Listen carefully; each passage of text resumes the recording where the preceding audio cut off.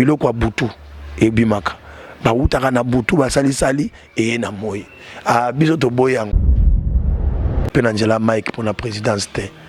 Ça c'est, je vais vous confirmer ça. Je n'ai pas demandé à Mike devant Dieu que Mike quand ça n'a pas président na 5 ce que comme pasteur pour oyeba koloba français bien to tanga Bible mieux aux ba verset be mutu nzamba oyebisa yo éloigne-toi de moi. Et voilà, je crois que ndeko Mike Soazolandanga ayebi ke makambo yo parmi les vrais dollars, les faux dollars, les vrais aller. Parmi les faux chantres, les vrais chantres peuvent aller. Les combats, ils sont bundate. Les Américains.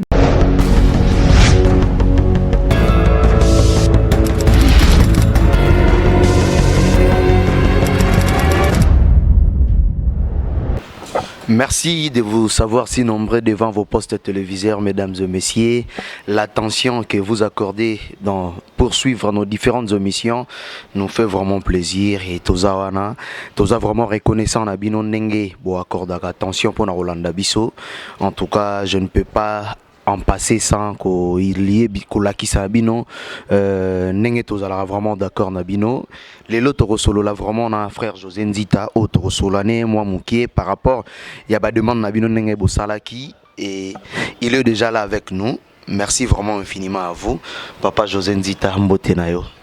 Mbote na ba internaute nyonso, mbote na ba sala nzambe, mbote na ba artiste congolais nyonso pe ba artiste nyonso oyo ya art plastique. Mbote na ba pasteur, ba serviteur de Dieu, mbote na ba ninga na ba chanteur chrétien pe ba chanteur nyonso. Et mbote na yo, et mbote na ba ndeko nyonso balinga bisote. Ça vraiment c'est une option que moi j'ai pris. Bien sûr, chacun de nous a un ennemi.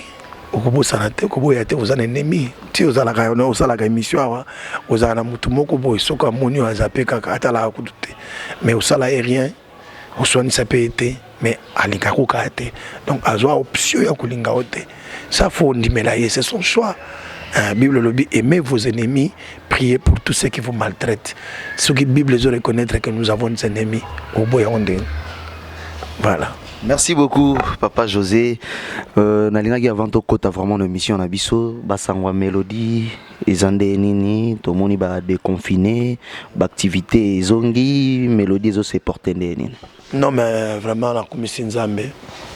Gloire à Dieu pour la décision, il y a des confinements où il y a activité zongi et ce qu'on est tout la projection, il y a ma minene toujours continuer réalisation à 9 clips nabiso après on a bongo tout le cas tout ça là vente officielle il y a DVD parce que DVD bazuna na ngote ba clip nyonso isangana isika moko nde yango tokoteka DVD et ba clip nabiso voilà et loko toujours quand on a la microzoya mais gloire à Dieu pour le déconfinement et PCP biso moi souffle et petit souffle et tout à l'heure attends na bande ko annoncer une mission il y a beaucoup de gens qui m'ont demandé toujours retrouver papa José trop na média zolobela trop politique que musique na ndenge a mesana ko neba mesana ko landa yo combien d'ambition politique non on va confondre la politicienne qui boit l'œil sur la politique. Tous les Congolais, la Bible dit prie pour ton pays car ton bonheur dépend. Prie pour tes autorités. Tu ne peux pas continuer au bon de la bonne autorité dans tes analyses sur le bangote. Quand aveuglement, il y a bon de l'ensemble, pas bon autorité, non. Je dois connaître comment le monde évolue, comment mon pays évolue. C'est comme ça un enfant sage. Il faut y même il n'a pas la même issue sur la politique. La politique, mais il peut parler de la politique, il peut enseigner les politiciens, il peut donner les idées. La politique, mais nous sommes là pour contribuer au développement Mboganabiso.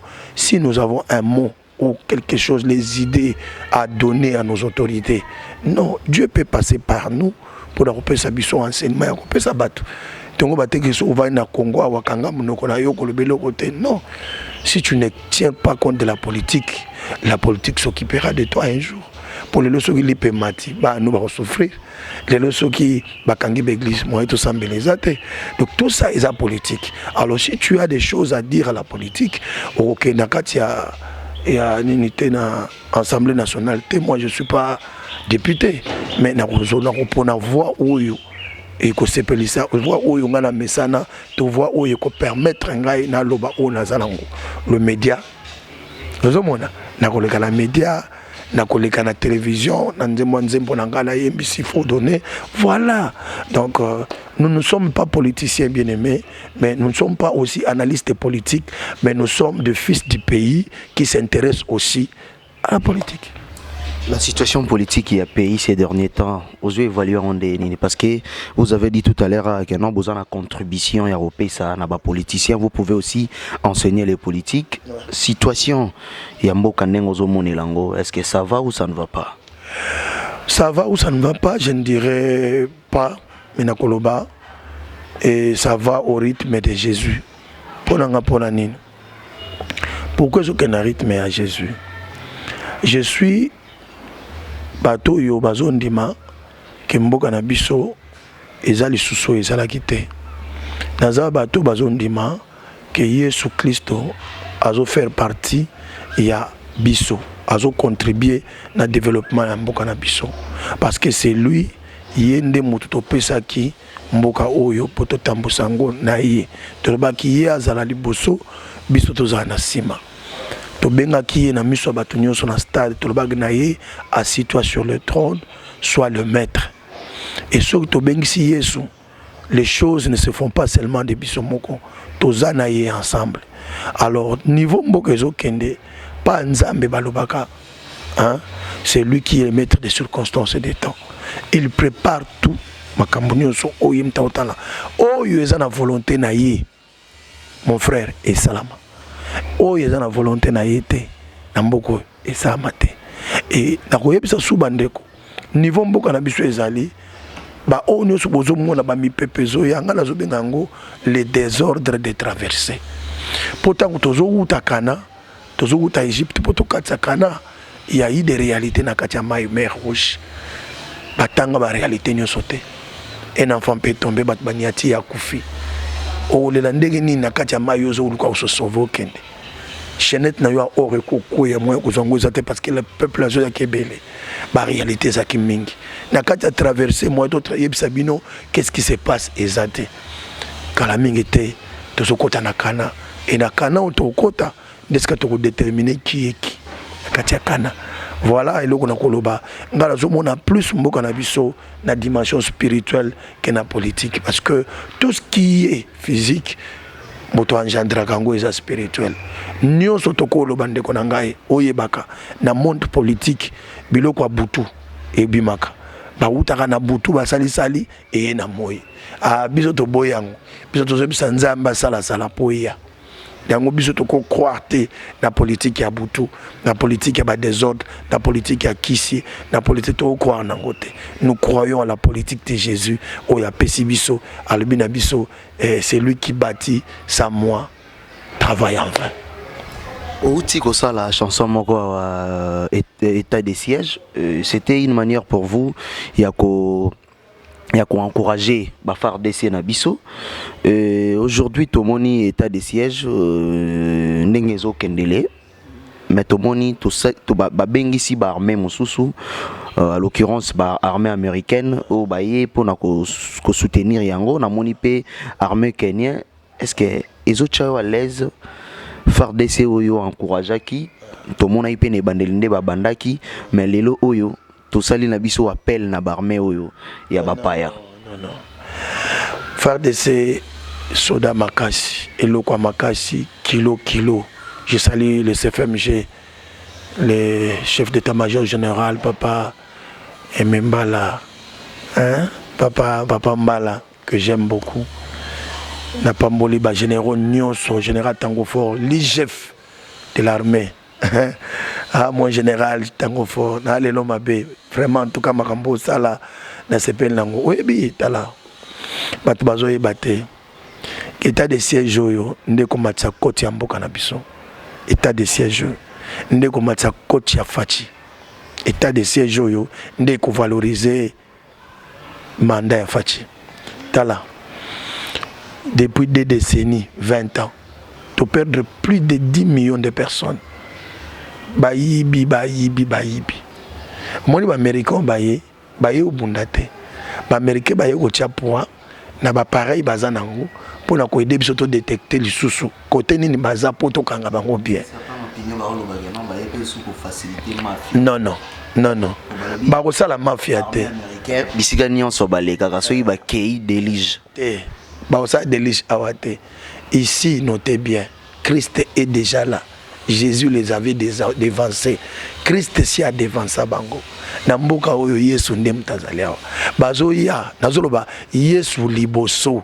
Bino nakati batu nyonso baosala musala ata président de la République Yesu liboso président nakati basoda na biso armée ska bazobunda Yesu liboso bango nakati même batu nyonso ba travailler na mboko yo Jésus est devant ba américain na soki baye bakuta déjà Yesu awa ba Yesu si avandi déjà mutazo songa état de siège de salama mais ça Jésus ce n'est pas batu c'est Jésus même l'idée là c'est Jésus donc nous voyons biso que lelo tu dois comprendre que guerre oyo hein ça état de siège ngesi la tête état de siège oyo il y a des solutions et FARDC na biso basoda makasi solution de bango omoni pour imaginer tina kat na bango moko baye ko détecter na bantu mususu pe na kati bazalaki kat na bango moko batakosa mabe pour guerre avancer te. Et guerre na biso soko landi yango bien ezaki même na batu mususu bazako financer les Congolais qui finançaient nos Congolais pour que la guerre continue. Mais on est quand même comme américain quand même te la vérité. Ils ont comme américain te. Ba américain ba yé ko sunga biso. Pour anini so azana pareil moko yebi que à 30 mètres ngona zawana. C'est pour me dire que non kende pembeni kangaye. Voilà ce que les Américains viennent faire.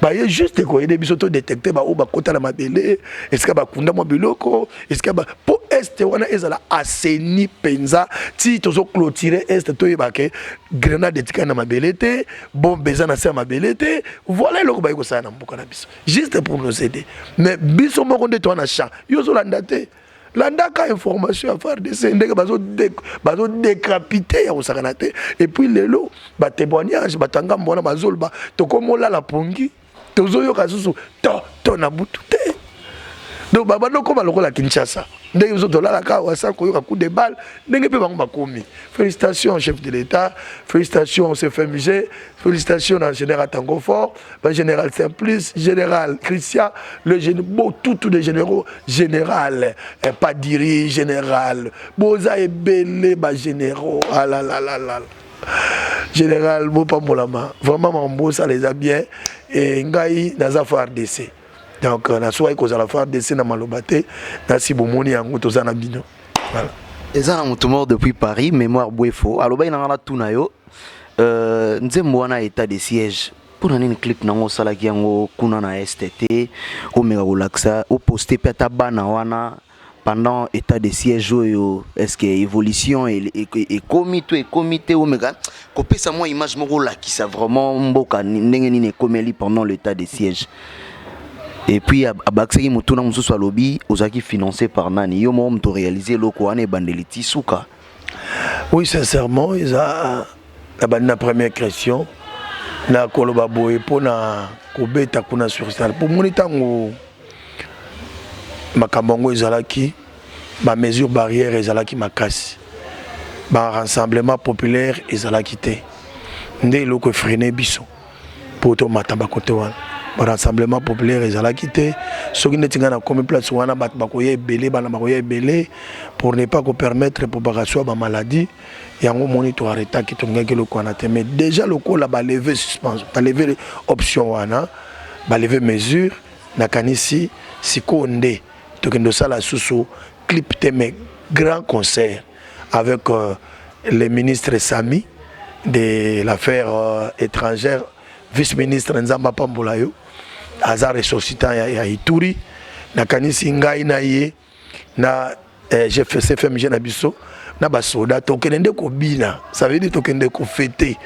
na kepe na est na Ituri ndule to bina na basoda FARDC soda makasi nakati siko ya Ituri danse ya kosakana te to silisi to élever nzambe to adorer nzambe oyo apesi biso victoire eza projet munene bandeko na kanti to banda Ituri to kotina Beni Butembo do eza mena ke to ke tozo beta ba concert pona bana nyonso ya este basepela.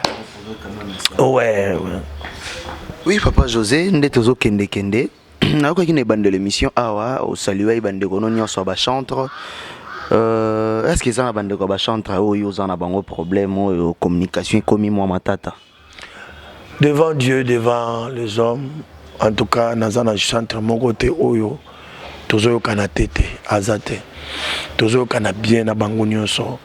Na lobi devant Dieu parce que quand nangai, c'est vrai je suis un homme. À cause de moi, problème dans mon thème. Mais la Bible dit, pardonnez-vous les uns les autres. Netingai na kolo baboye, mon thème na ngandengeza boye.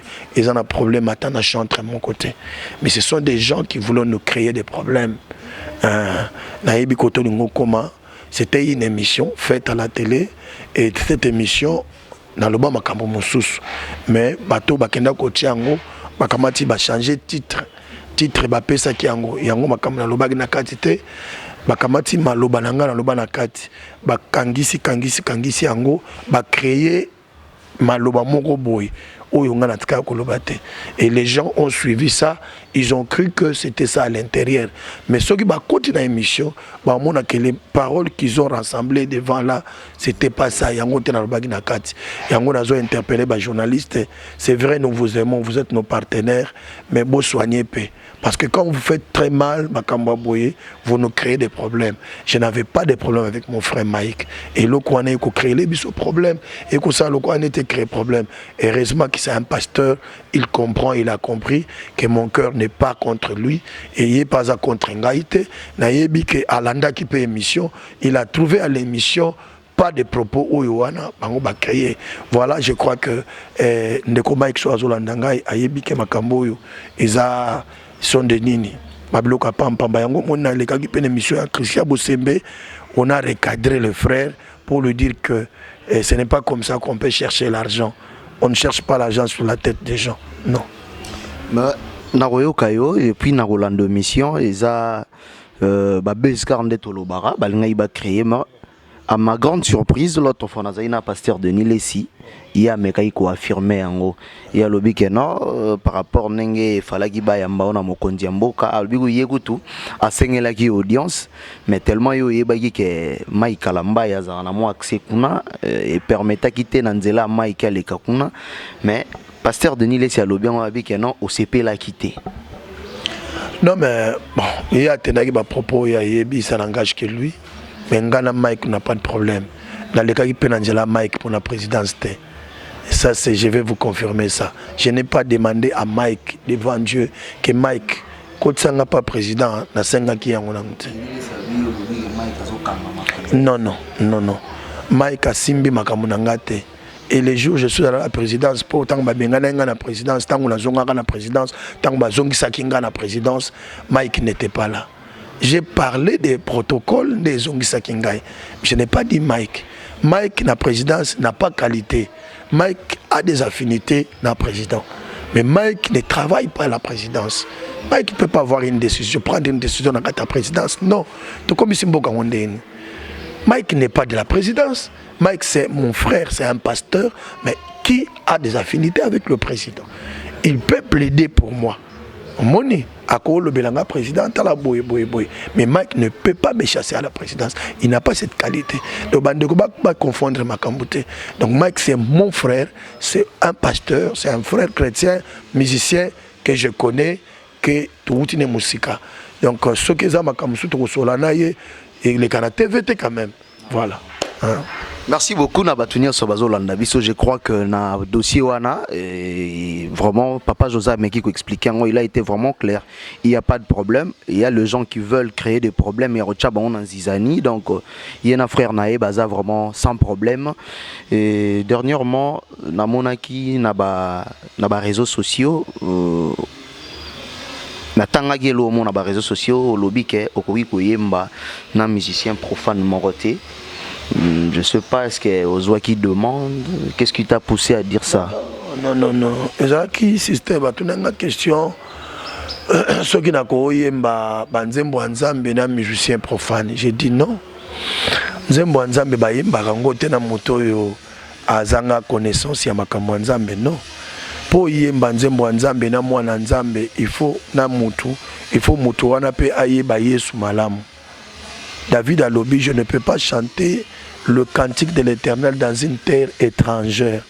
La terre étrangère eza sika oyo Yesu aza sans-traité. Et sika Yesu aza sans-traité. Sika Yesu aza centre ezali sika ba pesa bomoye pa na Yesu. Quelqu'un qui n'a pas donné sa vie totalement à Jésus-Christ. Jésus-Christ n'est pas le centre de sa vie parce que Christ ne partage pas la gloire avec les hommes. Alors ceux qui moto ngana koyemba na ye, il faut moto wana azala oya yebi Yesu, azala oya fréquentaka église, azala mwana nzambe, azala chantre de l'Éternel. Na lobaki na koyemba na musicien profane, ba nzembo na musicien populaire, nzembo nini? Lokola sida pona ko exhorter batu, lokola moustiquaire imprégné pona ko peksa batu ba fukamate parce que nous sommes éducateurs de masse. Na côté wana on peut chanter sur une chanson de la mort, quelqu'un qui nous a quittés ensemble toko yemba poto kanisa kondo wana tozo yemba pour une circonstance, mais chanter pour le Seigneur maloba oyo ya kobimisa nanu il faut ayebango ayeba nini salaka na vie ya bato, parce qu'on ne peut pas présenter quelqu'un un plat que toi-même tu n'as pas goûté. Non, avant de donner quelqu'un la nourriture na yebi ke ba mama bazalaka yemoko azwaka tiaka bon ayoka ngwelengi tango azo servir bato, elle est consciente que ba pa na ngaso ki ba lié ba ko sepana biloko. Comment tu peux donner aux gens la nourriture que toi-même tu n'as pas goûté? Il faut goûter nano na biloko yango. La Bible dit sentez et voyez comment le Seigneur est bon. Sentez et voyez. Alors si tu n'as pas senti, tu n'as pas vu, comment tu vas annoncer? La Bible dit ce qu'il a prédestiné, ce qu'il a choisi, ce qu'il a envoyé, c'est ce qu'il a envoyé. A prédestiné qui bango, a choisir bango, a commis si bango ba oyaye, nde a tindi bango. Qui peut parler si le Seigneur ne lui a pas envoyé? Donc côté ya dans Nzembo na Bible, il faut être un envoyé de Dieu. Dieu t'a donné un message à transmettre. Pour avoir ce message, il faut être dans Jésus. Il faut être en Jésus. Il faut que le Seigneur t'inspire. Et pour avoir cette inspiration, il faut avoir le Saint-Esprit en toi. Nous, on ne s'inspire pas dans ma campagne. Non. Ce qui est totalement ma campagne sociale, ça doit trouver référence dans la Bible. Nous sommes dans social. Il faut écouter dans un verset moko izo appuyer ngai pour na koyema makambo wana. Et si tu ne connais pas le verset d'appui pour na koyema makambo wana, tu vas le chanter comment? Dans le bas qui te que na boy koyema na ba misia mokeli. Non, je chante avec eux, toyema ba nzembo baliwa, nzembo basida, nzembo ni toyemba. Mais koyembela nzambe n'est pas donné à tout le monde. Chanter pour le Seigneur n'est pas donné à tout le monde. Tout le monde peut chanter pour Dieu, peut louer, mais adorer le Seigneur, ça c'est un domaine réservé, il y a bana. Domaine réservé, il y a bana yandaku. Parce que on ne peut pas adorer ce qu'on y habite. Non. Il y a une femme samaritaine qui est vous adorez ce que vous ne connaissez pas. Non, on ne peut pas aller kosimba arme oyebi ndenge batiraka ngote oko renverser otie côté batiraka côté na yo. D'où il faut en notice, il faut pesa yo mode d'emploi, comment bayembela nzambe, il faut izala nango kala vaguement boyete, il faut baye kusayo, il faut yeba comment Dieu, et puis qui peut chanter pour le Seigneur à cause de la position nini nzamba pesi biso ba biloko wana. Alors ce n'est pas les juger, ce n'est pas les juger, ce n'est pas les critiquer, non. Mais pour moi, j'ai dit, Bako Yembana Bango, moi là, pour chanter avec un musicien païen ou nani, il faut y aller vers Ngai. Ça veut dire Ngai na yekusi Yesu, na yebisi comment, na talisi ba principe ya Nzambe. Parce que la louange qui sortira de sa bouche doit guérir le monde, doit donner la solution au peuple. Or, la bouche qui n'est pas préparée ne peut pas louer Dieu. Parce que bouche wana, ils ont qualifié, ils ont hésité. Hésité. Ils ont rouleau. Il faut rouleau. Merci beaucoup, frère José. Et ça la ronde nini tant au Koffi Olomide a qualifié Rabino na bango bozande moko parce que selon lui il n'existe pas de musicien chrétien donc Rabino na bango bozande moko marambo bango basala yango bino pe bosalaka donc yepo na ye bozande moko na ko condamner ete tant mususu makambo ya mona nde tinda ya loba bongo.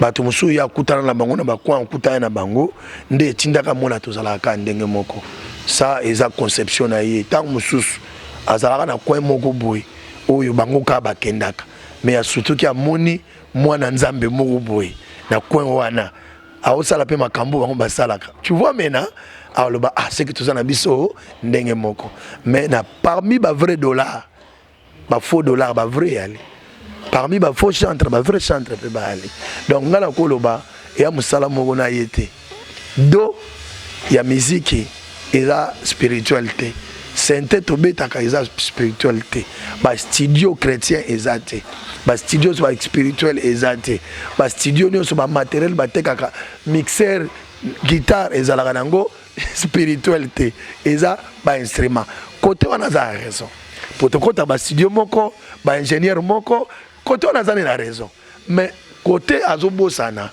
que tu peux un message mon côté ozomona na côté thématique ya Koffi to ndenge mon côté na yo ngana ote abatwa bongo la mitema ba ya panzambe ngana zoyebisa bato que le royaume des cieux est proche ngana zoyebisa bato que la grâce et sa faveur imméritée ngana zo mema ban la nzambe na l'adoration à nzambe bazo kuta na nzambe be miracle zo salama ozomona donc thématiquement nous ne sommes pas le même ya Koffi. Tous a le même thé. Tous a le même personne. Tous a bino la thématique nabino. La thématique nabino, adorer une femme, ce n'est pas un péché. Parler de longues jambes, ce n'est pas un péché.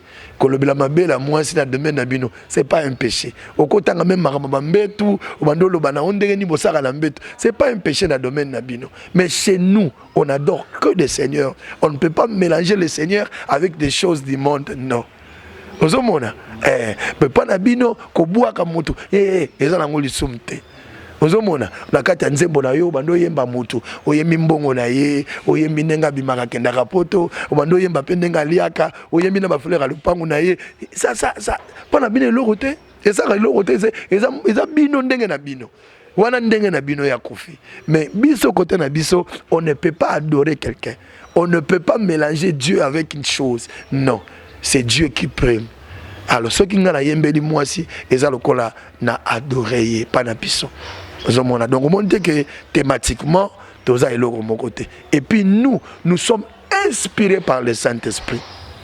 Mais bino boza inspirés par ma fait sociale, par ton abino, tout ça. C'est différent. C'est différent. Alors. Merci beaucoup, Papa José, de vous avoir comme invité ce matin. Une dernière question pour Tossi Lissanayo. Est-ce que vous songez aussi un jour, il y a aussi à l'église de tout le monde a chanté belé après avoir édifié bateau à travers la chanson mais il y a un moment au monde que non a comment songer que non à ça la ministère naé pour à Kamba et Tonga est-ce que yo peut au résonant un jour qu'on songer que ça la ministère ba songer à ministère bon na naïb ça bande ko ba otalangai le ministère d'abord na définition d'ango, c'est un service. Ministère Yangwaneza, service. Mais le service, tu le fais à qui et pour qui? Tu ne peux pas travailler ici, dans la chaîne Oyo, comme on a dit, Vision Plus. Ce qui est coordonnateur, il y a Vision Plus à engager dans le salade. Il y a aussi le ministère. Un service, il y a Vision Plus. Mais il y a un cordon de Vision Plus qui t'a choisi pour être ce que Oyo. Et à la fin du mois, tu iras demander et pas un coordonnateur à Vision Plus. Mais quelqu'un qu'on n'a pas engagé dans la Vision Plus n'a pas le droit à reconnaître. Pas il y a chef du personnel de la Vision Plus que le banga peut sali toutes les mois. Ato l'a dit, et là-bas Vision Plus. Ato sali ba interview pour la Vision Plus. Ato il y a une petite interview mon le côté na balabala na compte ya Vision Plus. Mais les contrats to sali na yote. Comme il n'y a pas un contrat avec toi, donc tu n'es pas de Vision Plus. Dieu a dit dans Ephésiens 4 verset 8, c'est lui qui est mené captif. Il les a pris en bas, il les a amenés en haut. Avant d'ici, on a conseil, il les a fait des dons à l'église. C'est lui qui les a menés captifs.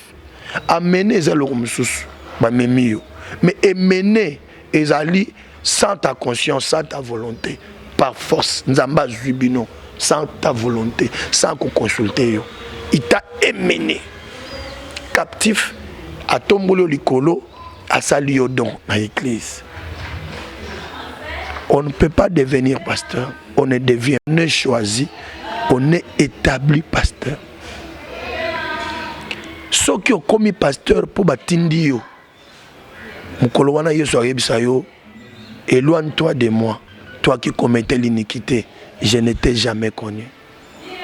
Ceux qui ont commis pasteur pour oyeba koloba français bien, tout la Bible mieux aux verset de mutu. Nzamba oyebisa yo, éloigne-toi de moi. La Bible dit exhortez-vous les uns les autres. Ça c'est une permission. Je peux t'exhorter, je peux exhorter un ensemble de personnes, je peux parler à l'église en exhortant, mais je ne suis pas ministre de Dieu. Être un ministre de Dieu, c'est être un don de Dieu dans l'église. Or, c'est lui qui fait des dons, c'est lui. Si Dieu ne t'a pas fait don dans l'église, ne parle pas. Il a même dit, ne soyons pas nombreux à enseigner. Nous savons, nous connaissons tous la parole de Dieu, mais nous ne pouvons pas nous improviser, être des pasteurs, parce que tu es dans la Bible. Non. On ne devient pas pasteur sur la Bible, non. Les musulmans lisent la Bible plus que nous. Les garçons musulmans ça 3 fois. Attends la Bible pendant 3 fois. Il connaît très bien la Bible. Mais là, c'est l'esprit là. Parce que la lettre tue, mais l'esprit vivifie. Tango tangi Bible, il faut que le Saint-Esprit te révèle la profondeur de la parole que tu as lue pour opérer ça pas bananzambe et comment c'est quoi pain quotidien. Voilà, donc comme nous avons expliqué, on ne peut pas devenir pasteur, on ne devient pas pasteur, on n'envie pas être pasteur. Si tu envies, déjà l'envie c'est un péché, le Dieu a interdit d'envier. Voilà, voilà, donc je crois, mais un musicien peut devenir pasteur. Comment? S'il a été déjà choisi par le Seigneur avant qu'il soit musicien, il a été déjà pasteur. Ça veut dire musique et comme un ministère. Ça peut arriver. Ça peut arriver. Voilà.